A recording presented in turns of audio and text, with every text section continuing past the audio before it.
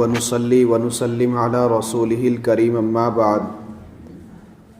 روزہ توڑنے کے کفارے کے مسائل۔ کفارہ کب واجب ہوتا ہے؟ روزہ یاد ہونے کی حالت میں اگر کوئی مکلف شخص رمضان میں جان بوجھ کر بلا کسی اشتباہ کے کوئی دل پسند غذا یا نفع بخش دوا کھا پی کر یا جماع کر کے روزے کو فاسد کر دے تو اس پر قضا اور کفارہ دونوں لازم ہوتے ہیں۔ بات سمجھ میں آ گئی نا؟ کوئی بھی یعنی ہم نے کوئی ایسا کام کیا، ہمیں یاد ہے کہ ہم روزے سے ہیں پھر بھی ہم نے جان بوجھ کر پانی پیا، ہمیں یاد ہے کہ ہم روزے سے ہیں پھر بھی ہم نے جان بوجھ کر دوائی کھا لی یا ہم نے جماع کر لیا، تو ایسی حالت میں قضا بھی لازم ہوگی اور کفارہ بھی لازم ہوگا۔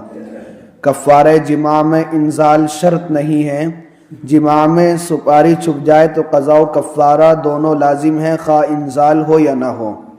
کفارہ کیا ہے؟ رمضان کا روزہ توڑنے کا کفارہ یہ ہے کہ غلام یا باندی آزاد کریں۔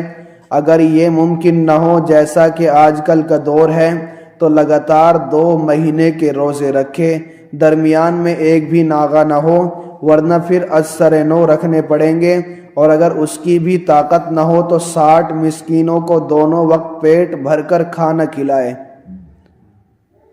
بات سمجھ میں آ رہی ہے نا؟ ہاں، بہت آسانی کے ساتھ توڑ لیتے ہیں روزہ، بہت ہی آسانی کے ساتھ، یعنی چھوٹی چھوٹی بیماریوں میں چھوٹی چھوٹی باتوں پر روزہ توڑ کر بیٹھ جاتے ہیں۔ اگر ان کو یہ پتہ لگ جائے کہ کتنا بڑا گناہ ہے اور کیا اس کی سزا ہے تو چھکے چھوٹ جائیں گے۔ رکھ لے گا کوئی 2 مہینے کے روزے ایک ساتھ؟ ایک ساتھ رکھنے پڑیں گے، اگر نہیں رکھے گئے اس میں بھی قضا ہو گئی تو پھر دوبارہ رکھنے پڑیں گے۔ تو میرے بھائیوں، یہ دین تو بہت آسان ہے لیکن ہم خود مشکل بناتے ہیں۔ بتلائیے، آسان ہے نہیں؟ تھوڑا 12 گھنٹے اگر کوئی آدمی خالی پیٹ رہ لے تو کیا بگڑ جائے گا؟ اللہ ہی کا تو دیا ہوا ہے جسم، اور اللہ ہی دے رہا ہے کھانے کے لیے۔ تو جب اس نے منع کر دیا کہ کھانے پینے سے رکے رہو، تو کھانے پینے سے رکنا ہمارے اوپر ضروری ہے۔ ہمیں اب یہ بہانہ نہیں کہ ہم کام پر جائیں گے، ہم اتنا پریشانی ہوتی ہے کام کرتے وقت، ہم روزے سے رہیں گے تو ہمیں پریشانی لاحق ہوگی، وہاں کوئی بہانہ نہیں چلے گا، روزہ رکھنے پڑیں گے۔ اور اگر روزہ نہیں رکھو گے، جان بوجھ کر روزہ چھوڑنے پر بھی اللہ تبارک و تعالی ناراض ہوتے ہیں۔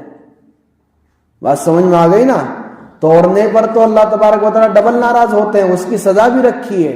اور جان بوجھ کر اگر کوئی روزہ چھوڑ رہا ہے، اس کے اوپر کوئی مجبوری نہیں ہے، اور ایسی مجبوری نہیں ہے کہ جو شریعت نے مجبوری بتا رکھی ہے، ایسی مجبوری اس کے سامنے نہیں ہے، پھر بھی روزہ توڑ رہا ہے، تو ایسی حالت میں اللہ تبارک و تعالی سخت ناراض ہوں گے۔ اور رمضان کے مہینے تو بخشش کروانے کے ہیں، ناراض کرنے کے نہیں ہیں۔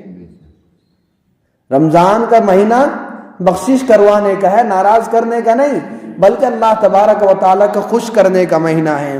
کھانا کھلانے میں تسلسل ضروری نہیں ہے۔